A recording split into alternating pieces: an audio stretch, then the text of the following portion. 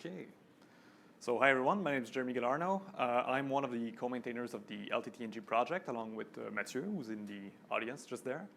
I work at Epicius. I'm just going to present the company because I guess most of you have not heard about it. We help our customers build development tools, monitoring tools, and tracing tools, basically. Everything we do is open source. We're behind the LTTng project, Babel Trace, BearCTF, and we contribute regularly to GDB and the upstream Linux kernel. So a large part of what we do is we make mechanisms that kernel developers take for granted available in user space. So things like the membarrier syscall, rsec, and tracing. And this is what this talk is going to be about.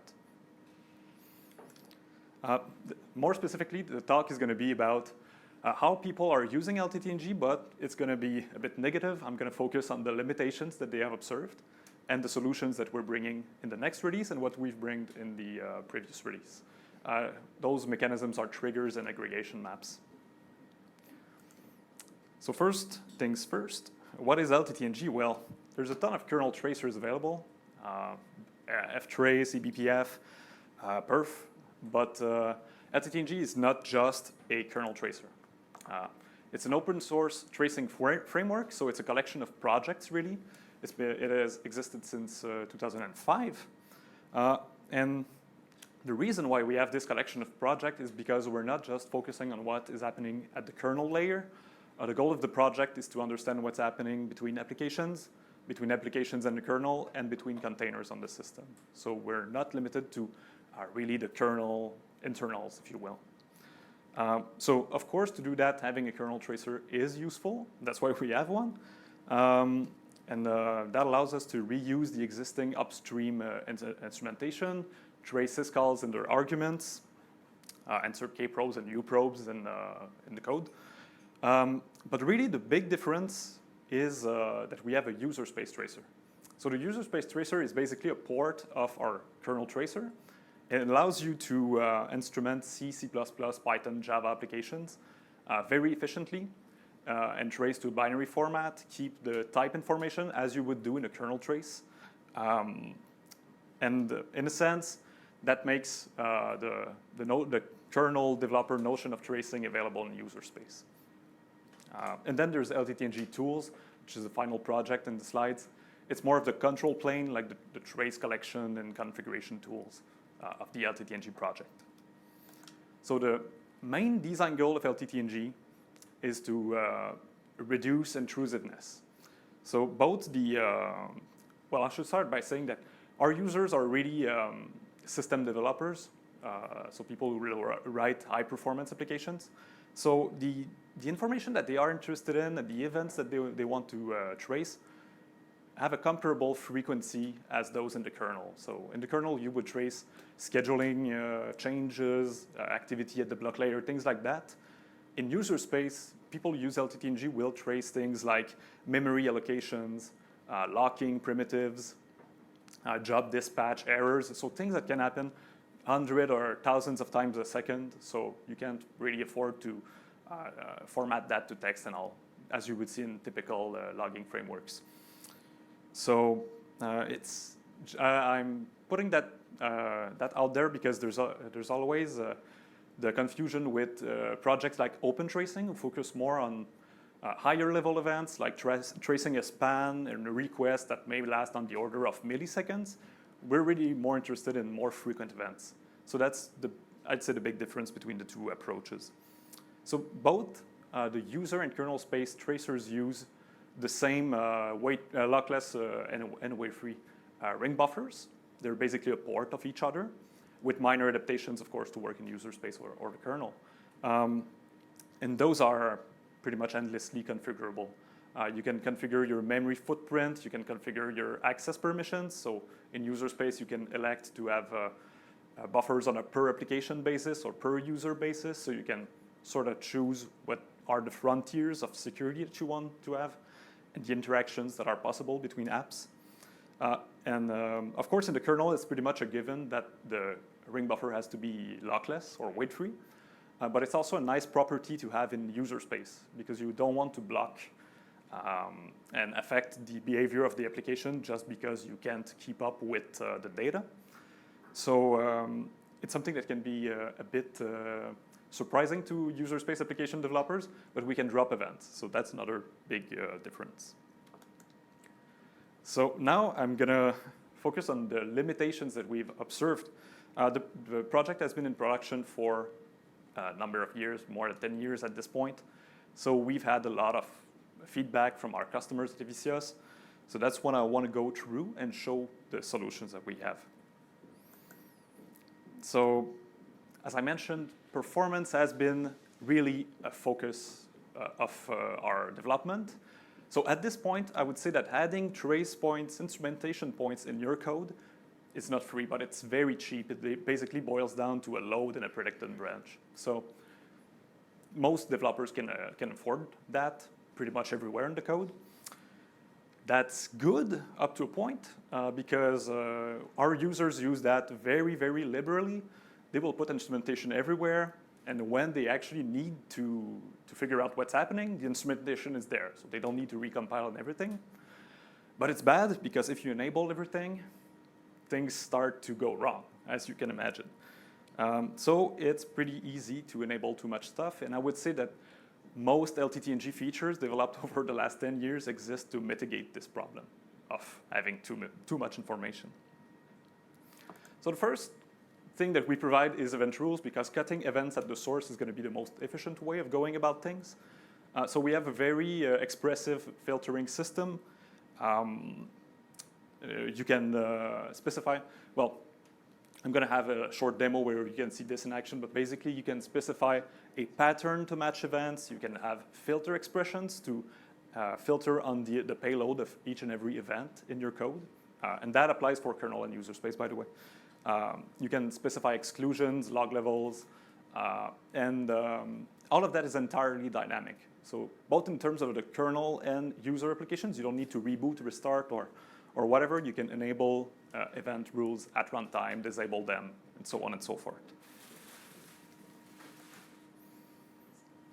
So that takes care of one part of the problem. I would say 50% or more of the problem, but there's also the problem that users have to figure out what they want to trace, which may appear simple, but it's not really. Users tend to use LTTng very differently if they're debugging or monitoring live systems. For debugging, it's pretty simple. You can typically afford to enable everything because you don't care about degrading the performance of a single machine in general terms. And you can afford space. You can account for a lot of things when you're just debugging actively. Really, things become more complex when you're monitoring, and that's where things get interesting. The flow that we've seen is that people establish at the design phase, hopefully, but typically they do, the events that they will really care about in production. Like those things should not happen, and those things will tell us what's happening roughly, even if we can't trace everything. And they will use flight recorder tracing to minimize the impact on the system. Flight recorder tracing is basically you trace to in-memory ring buffers and you never touch the disk. And if you detect that something bad's happening, now you take a snapshot of that and you extract it to disk. Sorry. So that's easy to manage because it's like handling a core dump. So you can have periodic job that just goes about the machines and pick up whatever core dumps that you have or traces that you've captured. And those are going to be fairly small, so they're easy to manage. But that only leaves you with a couple of seconds or milliseconds of the last few events. So that can be immensely useful, but it can also be limited depending on what you're trying to resolve. So a popular strategy is to mix and match to have the best of both worlds. So our users, I'd say most of them use a high-level trace that's written to disk over a long period of time. And that gives you pretty much what you would find in the log, but with kernel events and user space events that may be low-level, but that you've tuned because you care about those things. Maybe you have a new functionality that you're interested in. You can enable event rules for that. And when they detect that something is wrong, they will have the long trace with the high-level information, and the last few seconds are going to be very detailed. So that's what we see typically. So that's all good and well, but as you can imagine, setting up that is kind of complicated for most people. I have to say that over time, the challenges that our users have faced are really determining what they can afford to trace, because that's not, it's hard to determine statically, let's say. You need to account for storage. That's not always possible. If you have immutable containers, for instance, you need to shuffle the traces around. You need to actually detect the problems that you're looking for, which may seem trivial, but it's typically not. And some people want to process traces live, and that's another problem, because then you have latency before you detect the problem, and then you may have lost the detailed buffers. So I'd say for each of our users, those things have been huge pain points and stumbling blocks. So we got a lot of feedback about around those things, like could we have tools to determine what we can afford to trace before we push the big red button in production? Because it's not viable to capture everything, of course. And something that kept coming up was, well, people were saying the interesting points in the code already have trace points. So it's a bit stupid that we have to come back with all external instrumentation to detect problems just to capture a snapshot or things like that. So we actually had users that had side by side in their code trace points and then things to detect the same condition. And they would use the LTTng API to capture a snapshot. So that kind of defeats the purpose of having a completely dynamic system, because then you have to recompile your code with that new code out there to use the API. So that's something that we wanted to focus on to reduce the pain. And that's why we have triggers. And triggers is not entirely new in the LTTng project. We started in 2.10 with a very small scope. What a trigger is basically you have ways to define a condition, and you have ways to define a number of actions that you want to take when this occurs.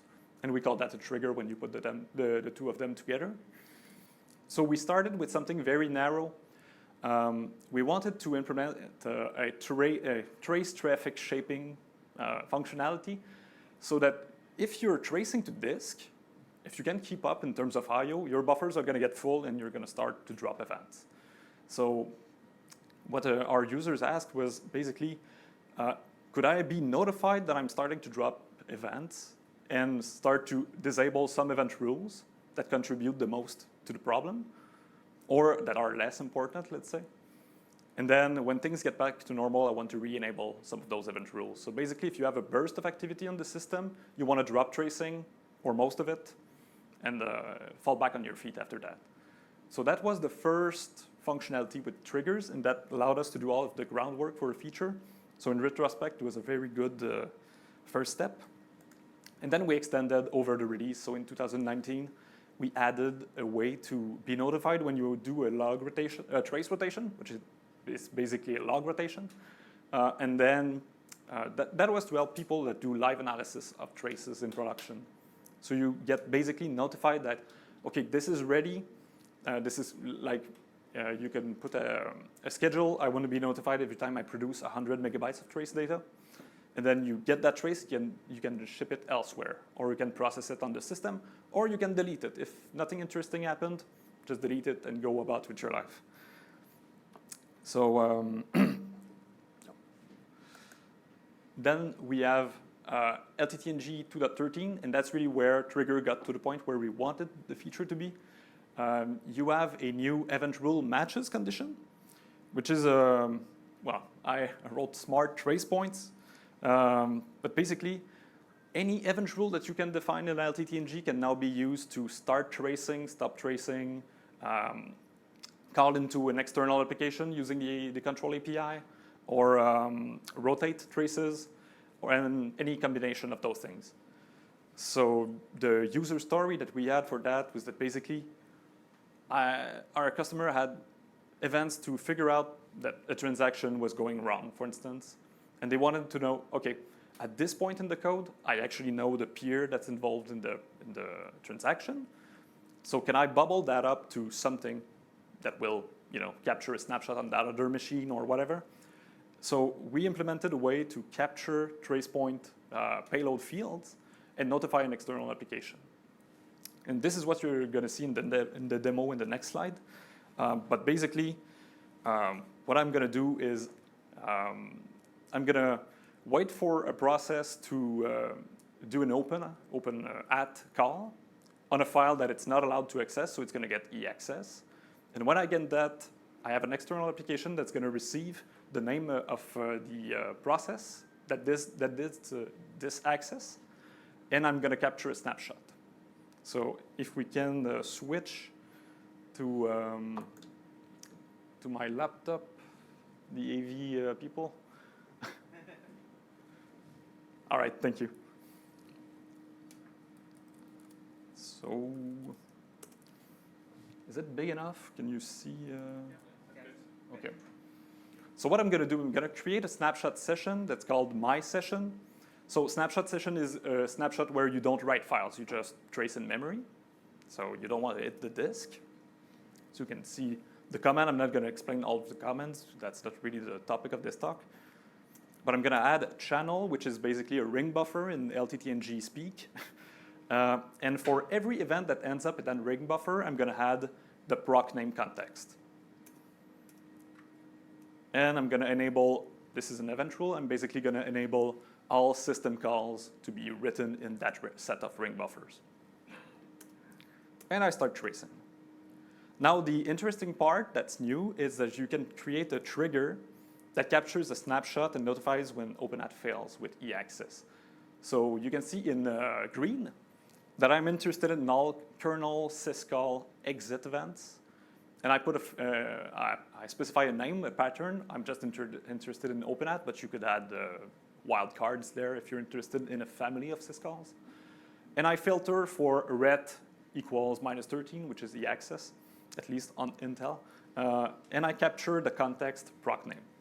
So now what this allows me to do is that I can notify an external application when this occurs, and I can capture a snapshot with the second action, snapshot session. So I'm going to wait for the event to trigger. I'm actually going to do something I'm not allowed to do, touch etc password. I listen for that, and there you go.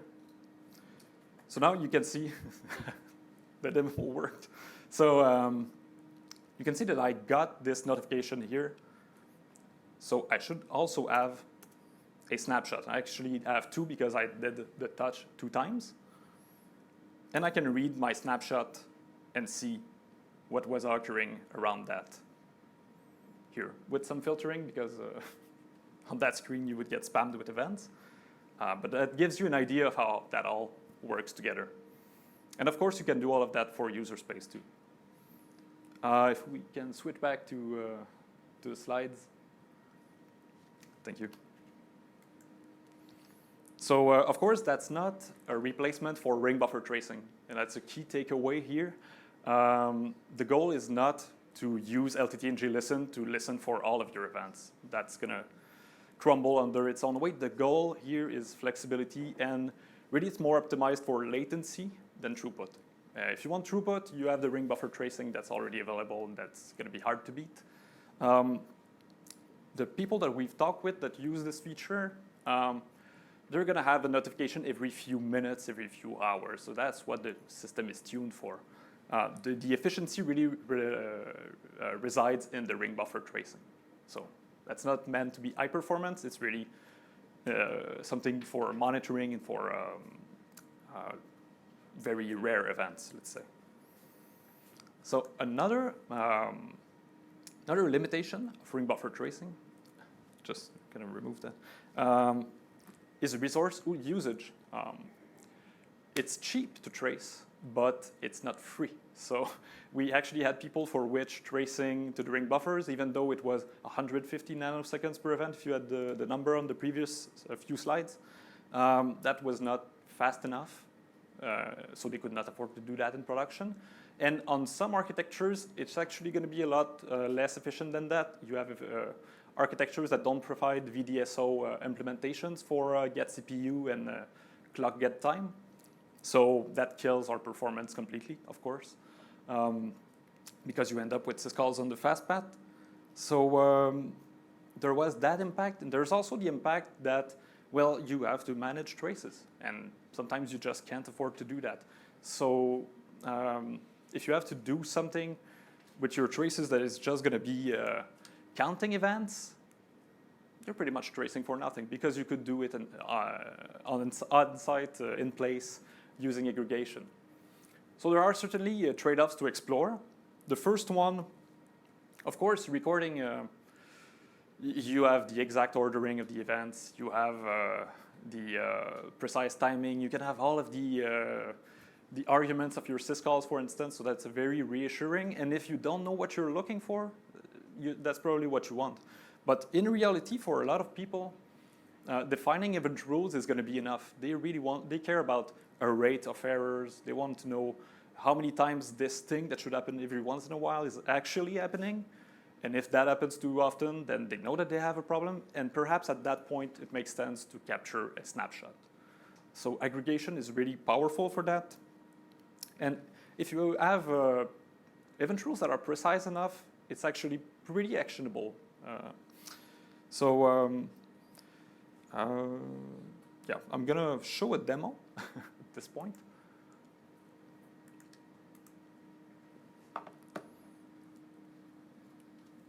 Just show you how this is actually integrated.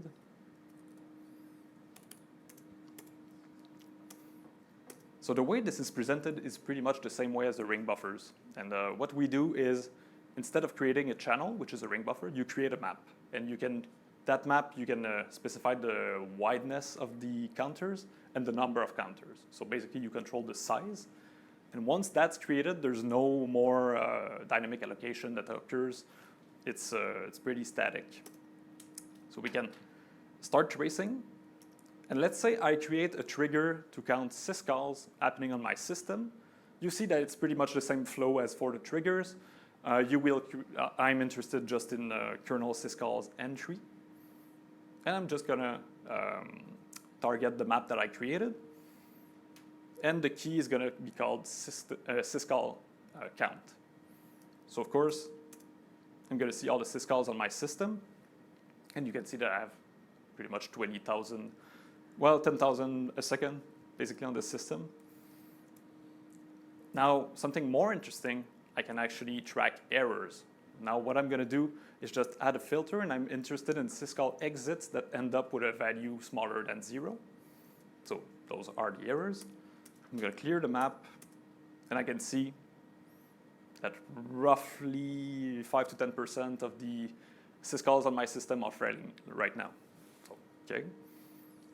And then I can do a breakdown. So here you can specify that I want to use the event name as part of the key. And the nice thing about this is that it's not hashing at runtime or whatever. Every instrumentation site is going to have the offset in the map pretty much baked into a specific offset of the map. And, well, of course, at some point we may no longer have keys available in the map, and you'll get notified of that. But for now, you can see that it allows us to have a breakdown of errors per syscall. And you can see that on my system, most of the syscalls that are failing are actually receive message. So it kind of gives you an idea of how we can drill down and have all of this, this information very quickly with minimal setup, really. I think we can go back to the slides. Thank you. So what are aggregation maps? They are per CPU arrays of counters.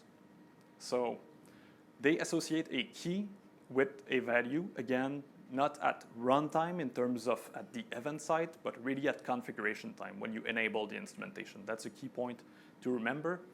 And for kernel space, that's not a new concept, by the way. It exists in eBPF, and what we've done is pretty similar to the BPF map type per CPU array. But the nice thing is that now it's available for user space. So that's really the new thing here. In terms of performance, as expected, and hopefully it's a lot faster than tracing to the ring buffer. So as you can see, it's about 3 times faster to aggregate than to record an event in the ring buffer. The reference event that I'm using is basically capturing the time on which CPU it occurs, which event it is, and it has one integer payload. So that gives you sort of an idea. But really, you can see that it's a lot faster. There's a comparison with eBPF maps. The goal is really just to see if we're in the general ballpark, and we are. We're actually a bit faster. So that was nice to do that testing, make sure we're not off base. I have one last demo. If we can go to my laptop. Thanks.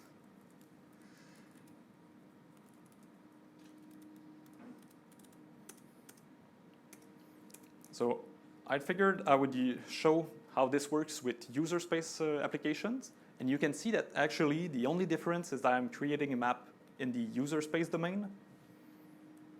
This is big enough. I'm going to start tracing. And what I want to do is I'm interested in all the allocations that are performed using the libc helpers, malloc, realloc, and all that stuff. And I want to build an histogram of the size of the allocations of a given process. So what I'm doing here, you can see I'm creating a trigger. And this is just a pattern because I have a script that's going to create one of those triggers for each bucket of not the Instagram, the histogram. Yeah, I figured it would happen. So, so we're just basically creating a size filter and bucketizing at the right place. So I'm doing that, just running my script in the background. And then we can see, okay, I actually have just one process that's instrumented right now. And I have for each of my buckets the value. That's not very telling right now. So what I can do is serve it over a WebSocket. And what I actually have here is IPython that's instrumented. So I can see all of the allocations of that process. If I try to print hello, you can see in real time the size of the allocations that are evolving over time. And for some reason, if I do a reverse search, you can see that we're doing a ton of 1 byte allocations. Okay? But that gives you an idea of the things that you can put together very quickly with that tool. And that's all I have for the demo. You can go back to the slides. So in terms of future development, I think there's a slide missing. But in terms of future development, what we want to do is basically allow you to use the payload of events as part of your aggregation. So that's a very requested feature, very much requested feature. But also do native histogram support. So instead of doing what I did there, creating filters for all the buckets, that should be done a lot easier. And the filtering could be a lot more efficient if it was baked in the tracer rather than using filter expressions. And otherwise, there are performance optimizations. And I don't know if Mathieu is going to talk about performance optimizations of the kernel tracer. Maybe. Maybe in the unconference. But yeah, basically, this is what we have in mind. We want to get this shipped. So what you saw there in the aggregation maps is going to be available at the end of the year, basically, in the LTTng 2.14. But triggers are already there. So if you want to try them out, feel free. And yeah, that's all I have. Thank you. Do you have time for questions, or do I? Yeah. Do you have any questions? Sure. Is there a microphone I should use, or? So you're right. Hey.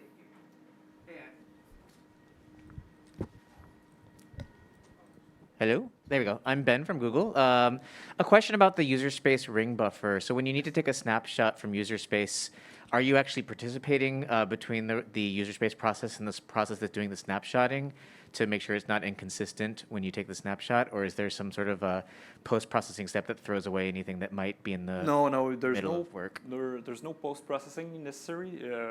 The locking ensures that we don't have. I mean, I guess you mean corrupted traces, or yeah, no, it's in user space, so I guess a rogue app could do whatever. But in normal terms, You don't need to, I mean, the trace is readable. And, So I asked because I'm really interested in the flight recorder style, like, Okay. oh, the process is in the middle of crashing, something terrible is happening, we really need to extract that lovely ring buffer as the flight recorder, but we don't know what state it's in. So is there any kind of like synchronization that's necessary, or is it? like Mathieu is going to take the second microphone? Or? So what happens there? The application and the consumer daemon, that's an external process, are sharing a ring buffer. It's over shared memory.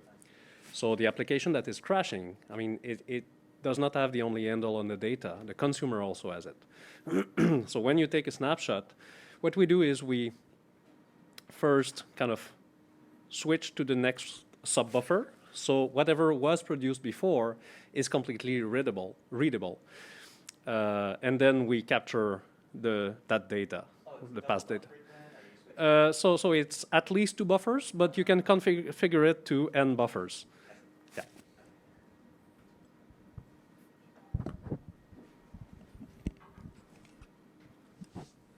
Right. I'm going to let the next speaker take over. Thank you.